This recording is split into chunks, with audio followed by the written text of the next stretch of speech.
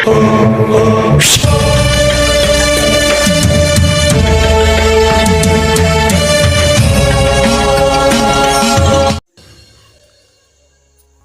பண்ணிக்கிட்டு இருக்க? இங்க வா, வந்து இப்படி பக்கத்துல உட்காந்துக்க. வா,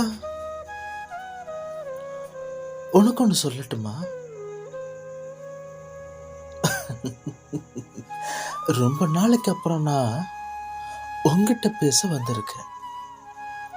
இனி தினந்தோறும் நான் உங்ககிட்ட பேச வருவேன். நான் உங்ககிட்ட பேச வருவேன். உங்ககிட்ட ஒரு கொஞ்ச நேரம் பேசிட்டு போறேன். ஏன் அப்படின்னா இன்னைக்கு வியாழக்கிழமை இல்லையா, அதனால உங்ககிட்ட நான் கொஞ்ச நேரம் பேசிட்டு போறேன். ஏன் சாய் கொஞ்ச நேரம் பேசுற அப்படின்னு நீ கேட்கறது எனக்கு புரியுது. ஆனா என்ன பண்றது, இன்னைக்கு வியாழக்கிழமை ஆயிடுச்சு. அதனால என்னோட செல்ல குழந்தைகிட்ட ஒரு 2 நிமிஷம் நான் பேசலாம்னு வந்திருக்கேன். என்ன பண்ணியிருக்கேன்? 2 நிமிஷம் பேசலாம்னு வந்திருக்கேன். ஏன் சார் இப்படி அமைதியா இருக்கிற?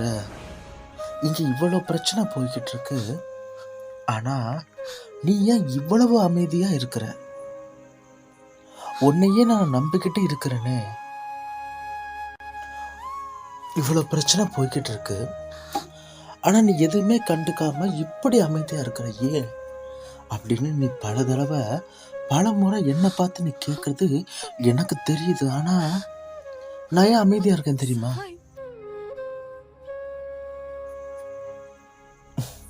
அதுக்கு காரணம் இருக்கு. நான் ஏன் அமைதியா இருக்கணும்னு எனக்கு ஆசையா இல்லை, அதுக்கு காரணம் இருக்கு. தேர்வு நடக்கும்போது வாத்தியார் எப்படி அமைதியா இருக்கிறாங்க? நீ ஒரு பரீட்சைக்கு போற, அங்கே கொஸ்டின் மார்க் உன் கையில் இருக்குது, பேப்பர் இருக்குது, பேனா இருக்குது, விடைத்தாள் உனக்கு வந்திருக்கு, கேள்வித்தாளும் உனக்கு வந்திருக்கு. அப்போ நீ பரீட்சை எழுதும் பொழுது அந்த வாத்தியார் எப்படி, நீ பரீட்சை எழுதும் பொழுது ஆரம்ப நேரங்களில் வாத்தியார் அமைதியாக இருக்கிறதும், பிரச்சனை நடக்கும்போது உன்னோட சாயின்னா